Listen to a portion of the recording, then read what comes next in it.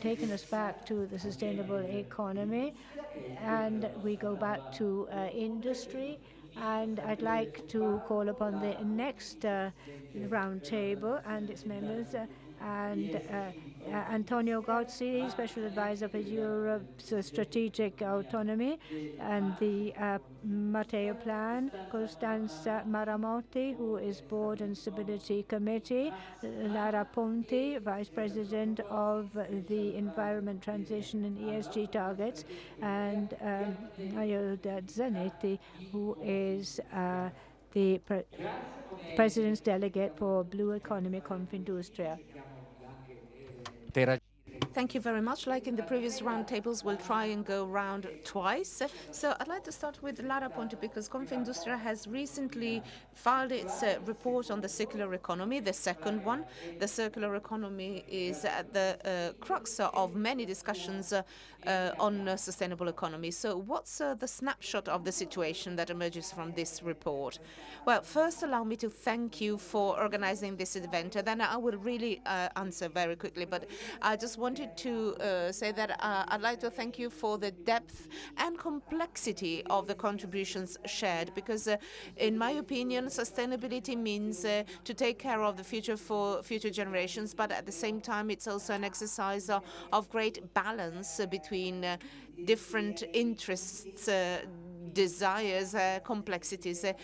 So it is absolutely not a simple thing that has just one model as an answer. So having said that, we have submitted the second report on this circular economy. The first one was submitted in 2018. We presented it in Brussels. It was the outcome of a joint work within Confindustria, and we presented it in Brussels because, as already mentioned by President Manuel Orsini, Brussels is the core where policies are decided, and it's also at the center of Confindustria's thoughts, because we want to be part and parcel of this Europe. We want to participate in building it in a sustainable way, but we think we should also do so by means of proposals and recommendations. So what emerges from our report and also from an analysis carried out by the Cassa Depositi e Prestiti, the Italian Development Bank, is that in terms of circular economy, Italy is the strongest economy in Europe, because the indices we have from the productivity of resources to the energy intensity ratio and the circular use of resources, all our parameters are far higher than those of all the other European economies. And this is particularly relevant because, of course, it stems from the type of economy in Italy. Italy is a nation without any raw materials. It's a nation made of small and very small businesses with a great ability to make the most of and recirculate resources. All this highlighting one aspect. Italian businesses are already working towards sustainability, towards reducing the environmental impact. It's doing so with excellent results. It started doing so way before it was so heavily regulated, and the data reported also convey the message that companies that have started on this path have reported better performances in economic terms, because reconceiving your processes with a circular economy frame of mind forces you to be creative, to resort to new technologies, which means also becoming more innovative yourselves. And also, the estimates on circular economy are telling us that it is a rapidly growing market. However, we need, I'm not the first and I will not be the last one to mention this, but we need for Europe to unleash energies in all senses of the word. So Italy really, or rather the European Union really has to make it possible to simplify processes, to make it easier to experiment, to put technology neutrality at the center, because the institutions cannot define the direction innovation will go. And we also, more importantly, need a single market. So we need for internal barriers to be removed. We need to conceive ourselves as a single continent, and of course this is something we have to bear in mind at European level, but also at Italian level. So composing the Italian identity sometimes is complicated in Europe. Okay, so also focusing on the circular economy report, one of the most referred to best practices is Costa Crociere concerning the blue economy. So reverting the way we go around the panel, can you tell us why this represents a positive experience, a good practice? Yes, good morning, everybody. I would also like to thank for the opportunity to be here and to share in such an in-depth manner, as Lara Ponti mentioned, such important topics that matter for us, for my company, for Costa Crociere, because we are perfectly aligned in what Lara has said. We fully match the depiction Lara has made of an Italian company, but we do so in the blue economy, which is a specific sector or cluster that is very committed on these processes. It has historically been so, both in terms of emission reduction and in terms of circular economy. We do have some best practices. Quickly on emission reduction, some figures that are not well known, but when we speak about the blue economy, we speak about shipping. Well, shipping is the most environmentally sustainable transport mode. 80% of goods are traveled by sea. Shipping accounts for less than 3% of greenhouse gas emissions. There is therefore a major transition that has already taken place, that is still ongoing. Of course, the process will take longer than what we have already achieved, but we can say that we are setting off on a good footing. Speaking about Costa Cruises, speaking about combustion, i.e. emissions, Costa Cruises and the Carnival Group we are part of have been working for years on this, even before, long before it became compulsory, but even before it became a top-of-mind topic. So our target goal in terms of certified budget is 2027.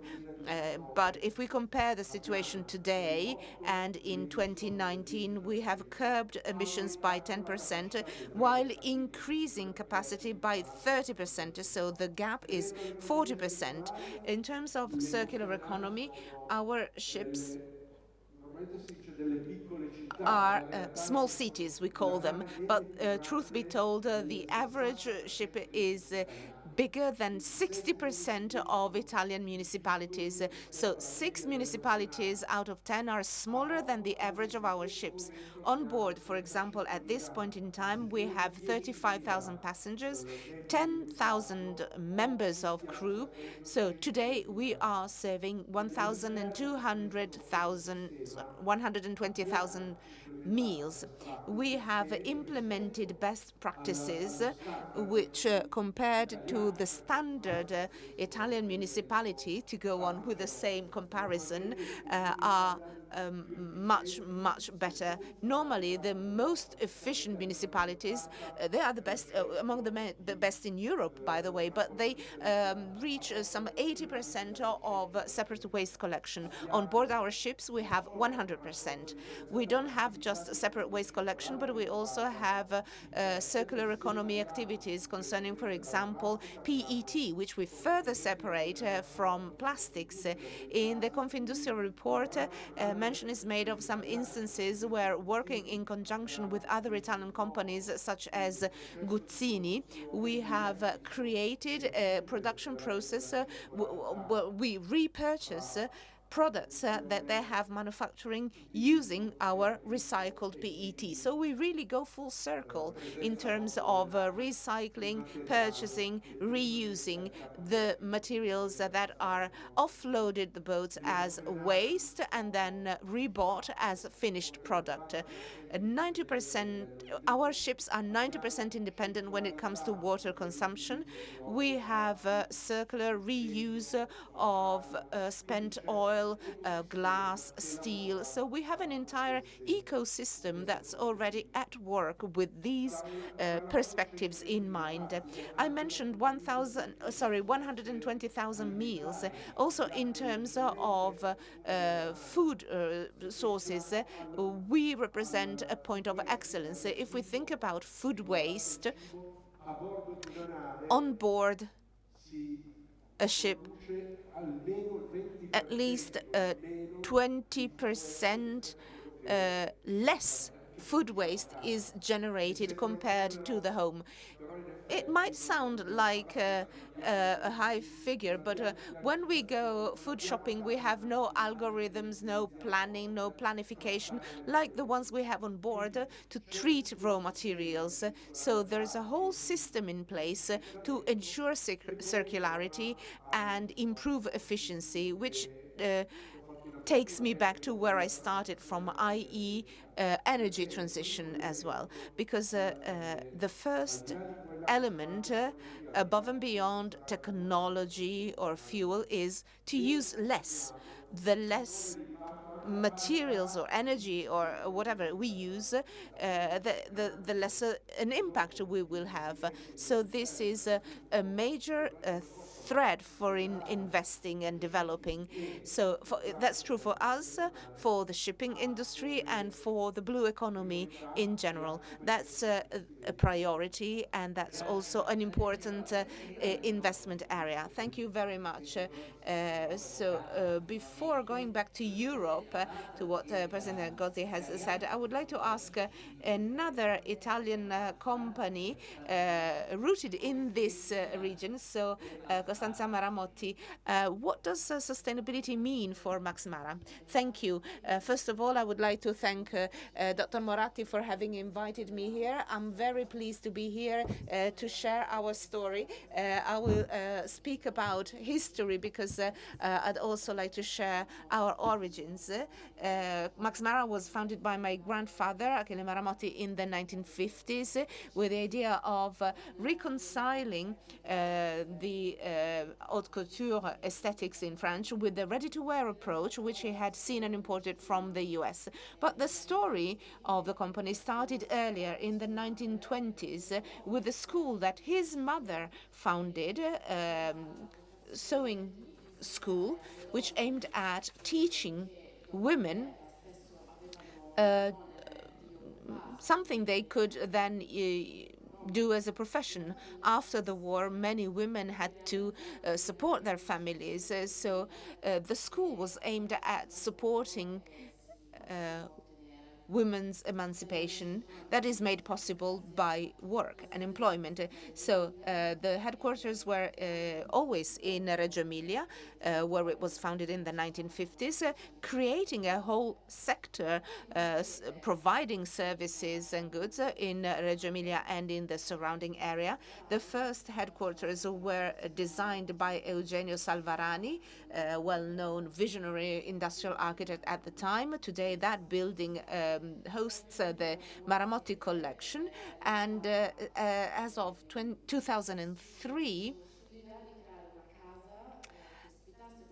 we also created a house for the creative community, paying a lot of attention to the environment in terms of working environment, but also the environment as such, as nature, the countryside.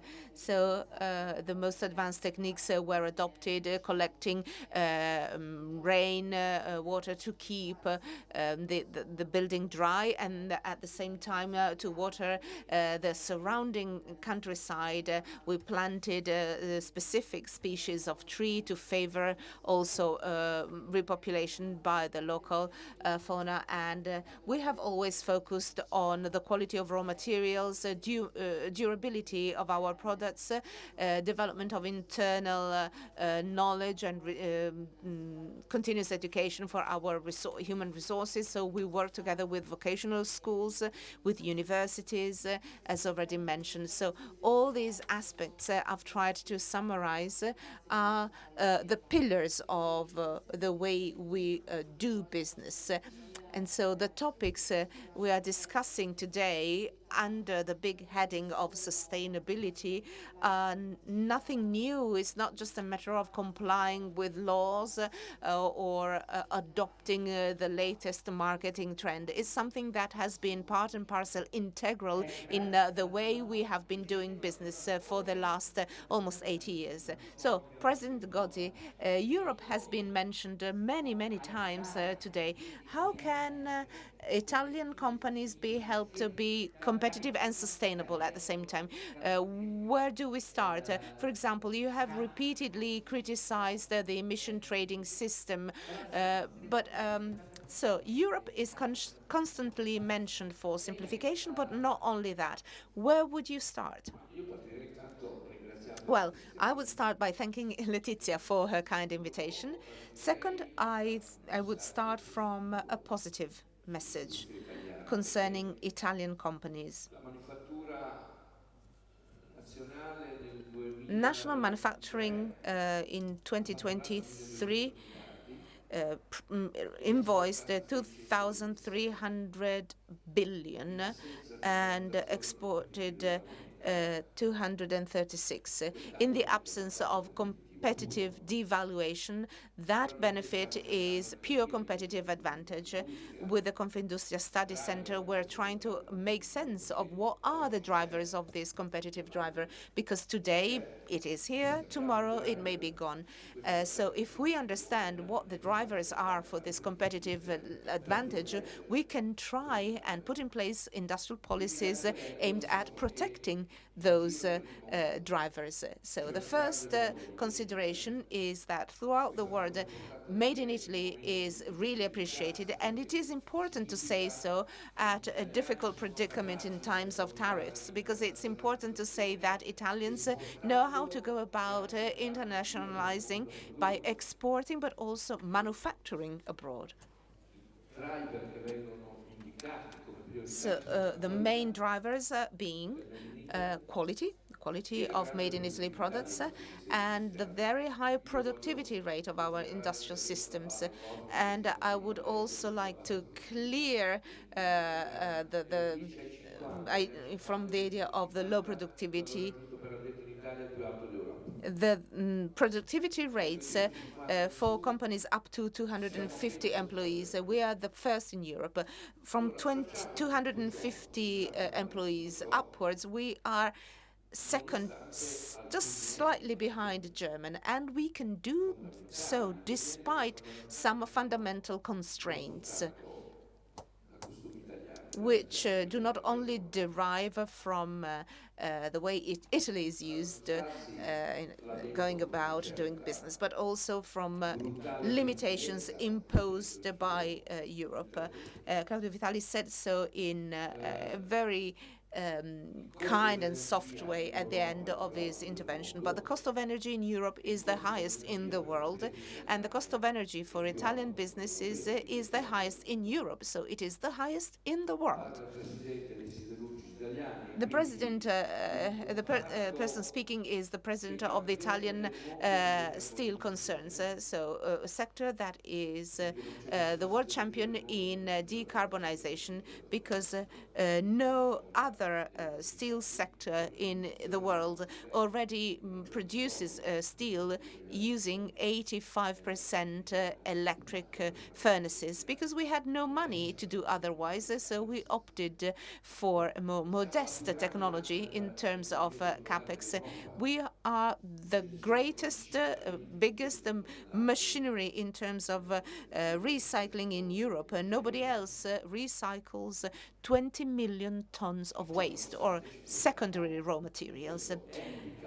Despite this, we are faced with this disadvantage in terms of the price of energy, precisely because we run on electricity mostly. So unfortunately, the documents that are emerging from the second von der Leyen Commission, the competitivity compass, the clean industrial deal, the omnibus package, the automotive action plan, the steel production action plan, are both disappointing and disquieting.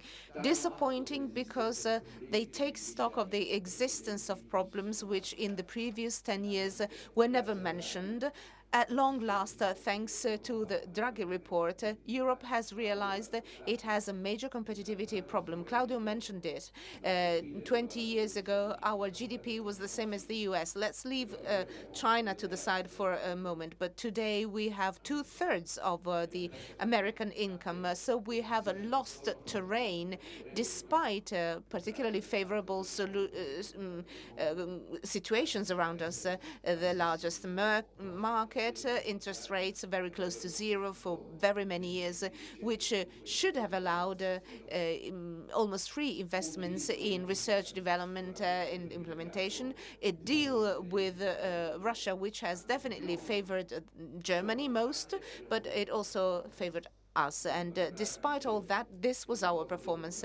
So when Mr. Draghi says things have to radically change, they have to radically change. But all these documents mention the problem, but do not mention a single answer. There are no answers anywhere. Indeed, the answers we get are disquieting. Is it possible that the only thing that emerges on the price of energy is an indication for member states to reduce taxes on energy? So much for the single market. Can a European institution suggest the solutions that are left then to the individual member states to implement? That's mental confusion, at least. On the omnibus package, Séjourné.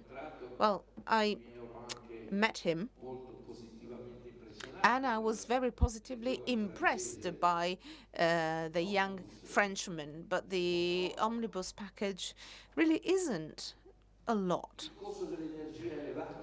A high cost of energy in Europe, higher than elsewhere in the world. Because of the marginal price system, the cost of electricity in Europe derives from the marginal turbogas power point.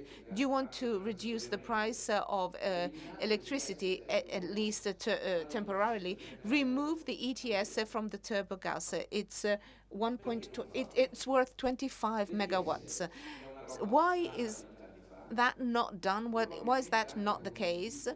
Well, probably the initiative was launched 20 years ago with a positive idea in mind. 20 years later, all those who could decarbonize their processes did so. So now, at this point, it is just a carbon tax, which nobody else has in the world, and which we have implemented, thinking we are the best. We thought we would dictate rules to everybody else, but nobody followed suit. So we have to stop feeling like we are the navel of the world. We are old people who are marginalizing themselves and who should try and protect this marginalization process over time. That's what we are. But unless this is clear and clearly understood, it's not going to work. Every time I travel to Brussels, despite the work by MEPs like Letizia and others who every day fight to change things, I return in a very frustrated mood because nothing is being done. Actually, if anything is being done, ask ship owners. It's mental confusion again, asking European fleets to be subject to the ETS and to be set aside to favor fleets from other countries in the world is sheer madness that will allow or rather will push an ever-growing number of ship owners to go somewhere else, to leave Europe. So it is not sufficient, and this will be my conclusion, to just mention the Draghi report. We have to walk the talk and do what is written in the Draghi report, and there is only one thing. The expression is very clear: radical change. Now, I'm very often accused I'm divisive and anti-European, but Mr. Draghi has used it, so it's been cleared. I can also use it. Radical change to be implemented rapidly, otherwise we are doomed. Now, your company, Lara Ponti, has achieved a very high certification by the third-party certification body in the United States. What does it mean? How was it achieved? Why is it important? Well, we are certified as B Corp. We became a benefit company in 2020 and B Corp in 2023. So essentially, it is a standard analyzing, assessing, and scoring each business, considering all aspects to do with sustainability, so environmental impact, and the relationship with people, be them workers, the surrounding community, the local population, etc., and the governance approach. We achieved it because I think that was the contemporary way for us to confirm what we have always been. My company, which is a family-run company that's been in the family for generations, just like many other Italian companies, always had two deeply rooted governance features, i.e. a relationship with the surrounding territory, with our suppliers, with people, because for us this is very closely connected to the quality of what we produce. So that's a governance model. And then a feature that differentiates us is that the company set off very early to defining the succession, which did not simplify the succession, but at least the formal aspects had been defined well ahead of time. Now, the new, novel, contemporary element is a lot of attention to the environment, to reducing our environmental impact, because if you do business, you somehow have an impact on the environment. And this then all translated into another thing that is a shift in the way we deal with people.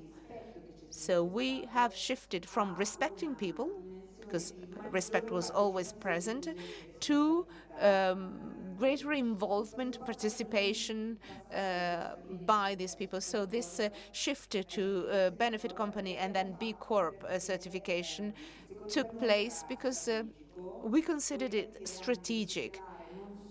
It also meant protecting the values on which the company was built, being a family-run business, but also making it official, because becoming a benefit company means expressing, enshrining social benefit in the bylaws and the regulations. So it becomes a sort of compulsory. It's not just a goodwill or a good intention by the company. But this was then accompanied and supported by pragmatic initiatives on the environmental front. For example, we shifted to renewable energies, solar panels, photovoltaic, the same things we've all been doing. PV panels, consumption reduction, greater attention to packaging, and a number of other things which have, as I said, enshrined the objective of decarbonization as required by the European Union. So on the one hand, this entailed investments that then yielded a return, because this shift to renewable energies or reducing consumptions, because as Mario was saying, reducing consumption is crucial. It is fundamental towards the decarbonization of a company. So all this definitely paid back, also in economic terms, because if you consume less, of course, it costs you less. Or we have made investments which were fully paid back in a short lapse of time. But let me be very clear about this. Not all business sectors are alike. It's different to decarbonize a company like mine to decarbonizing steel concerns or ceramics industries. There are sectors where there are no technologies to ensure decarbonization. So this is possibly one of the other mistakes Europe is making, to develop horizontal policies which cannot be implemented on everybody in the same way. In terms of putting people first, putting people at the center of our working environment, it meant creating an environment where people would have more space, more room, but also a greater perception of the crucial role they play in the company. This is something that is very clearly in the minds of people. People need to find a sense in what they're doing, and the sense is not just the wages they earn. And we have also worked on strengthening the presence of women and young workers, which historically are not particularly well present and were represented and leveraged on, recognized in Italy. I'm the first woman in the board. When I got there, there was no other women. Today we have a 40% representation. We have filled that 40% gender pay gap that existed. So now that's been evened out. So in terms of a sustainable economy, that means that you can implement very tangible initiatives step by step in a gradual way. So you have to take stock of the situation and then field improvement initiatives, continuous improvement initiatives. That's possibly the other interesting thing about sustainability, this philosophy of continuous improvement, continuous development. How can I reduce environmental impact on the one hand while increasing value generation on the other? And that type of certification might help you realize where you're going. So I asked you about your company, but the other side of the blue economy is, the general sector. So can you tell us more on that, as mentioned by President Gozzi? There are many challenges. They go from the role of ports to digitalization, the changing of professions, and I'll take what was said before, but how do we go forward now in the process of decarbonization? In fact, the ETS was already cited, which has a role, a negative role, with regard to the competitiveness of our companies and therefore the European and especially Italian systems, because the ETS is in fact a tax for the maritime system, and that tax is paid by the companies that ply European routes. What does that mean? That means that not only are you subjected to this tax, but if you don't want to be subjected to this tax, you go to other waters. You dock in other places.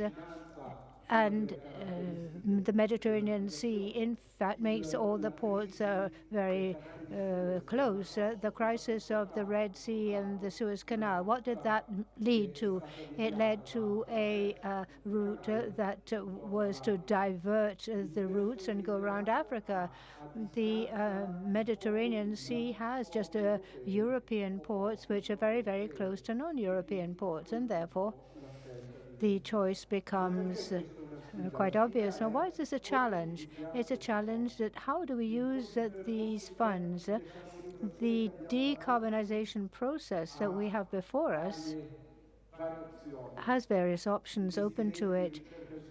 Investment in R&D, new technologies, investments in R&D on fuels, the availability, opportunity to build a new fuel supply networks, sustain the cost of new fuels compared to traditional ones, so that the industrialization of the production of these new fuels will allow for economies of scale and become a market economy, which will then ensure that these fuels actually become competitive compared to traditional ones. So the challenges, and we're faced with a spectrum of choices, and the challenge of challenges is to face this in a systematic, not sectoral way or from a state viewpoint, but a European point of view. And that means working on the taxes to cut them, but also to work on the strategy of energy production, which is sustainable, the production of energy at sustainable costs. So that means reconciling economic and environmental and hence the social sustainability. And we have tried, in terms of Confindustria, to sum up this in a position paper that we are concluding and that we will be releasing soon. And these are the three main drivers that we have identified, as I say. The fleets, because the sea has to do with the assets. It has the ports, infrastructure. The ports are where the ship docks, but it's in fact access to a particular area.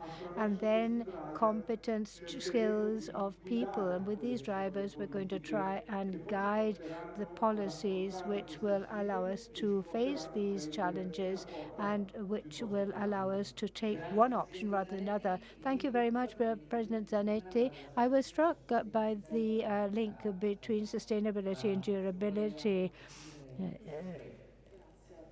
Lara Ponti, if you'd like to go into this.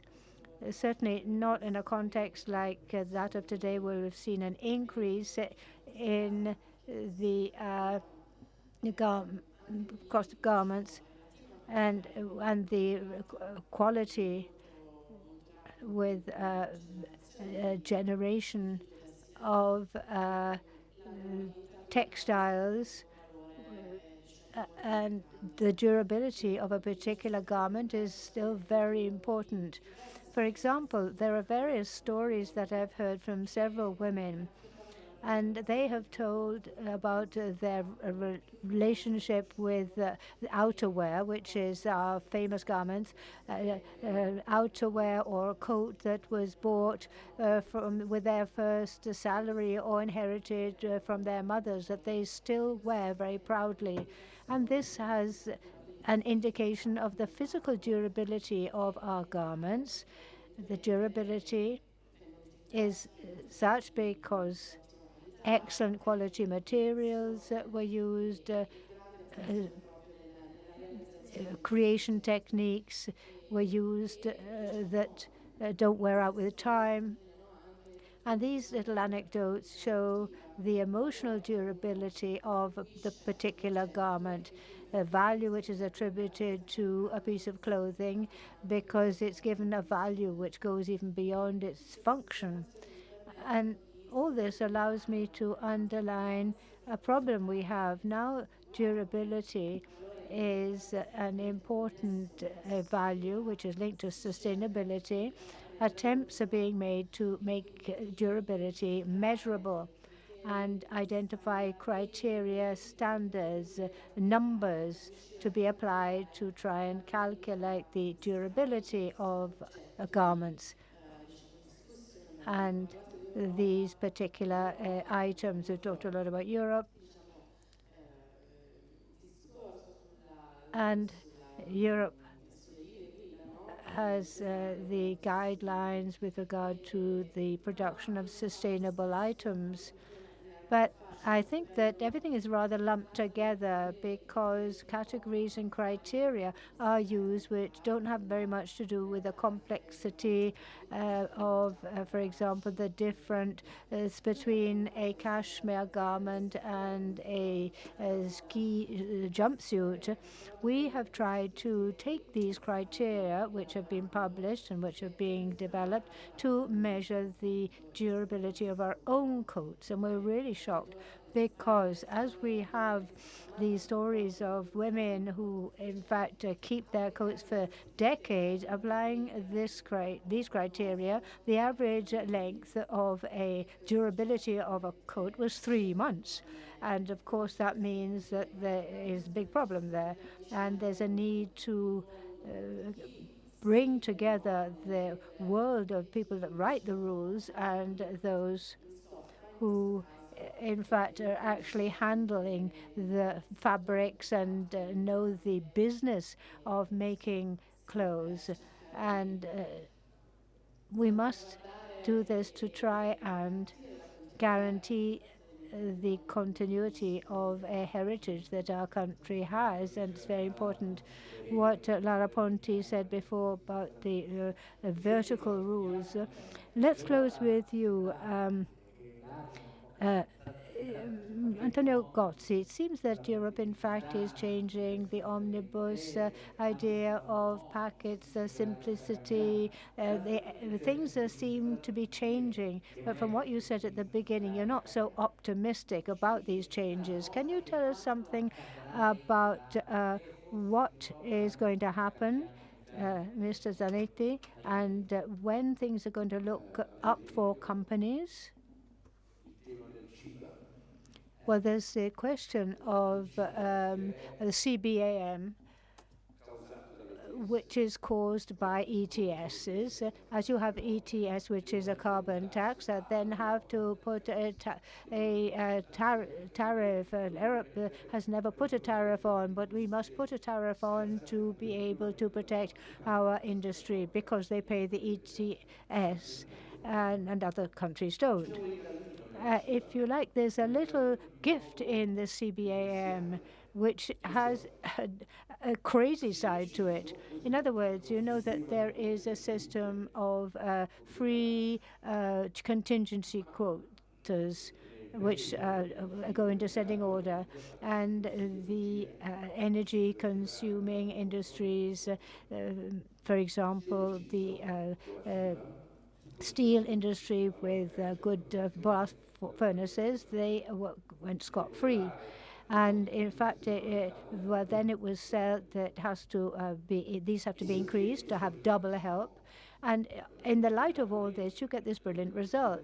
The electric steel manufacturers are very, very proud because we are decarbonized and because we do also make all sorts of steel except one type, the deep printed steel, which is used for the body parts of cars. We can't do this because it contains scrap, and the car, in fact, has to be soft steel because to be able to be forged and shaped. Now, these genii didn't realize that that is, in fact, an axe to the car industry. You have to buy sheet steel to make your cars in China, Japan, and Korea. You have to buy the sheet steel, in other words, that's the upshot of it, from these competitors.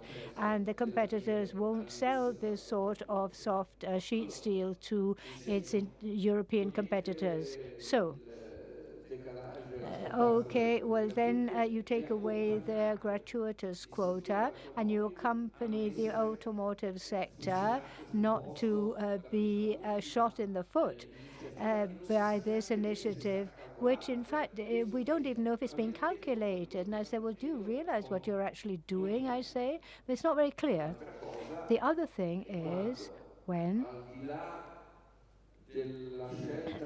I mean, apart from the choice of omnibus, which seems to include from the sustainable reporting SMEs, only making this report obligatory for large companies, but as you have this mechanism, the large companies making the reports have to ask the information of the SMEs, their suppliers. So here too, these are modifications which are in fact something which is a cost.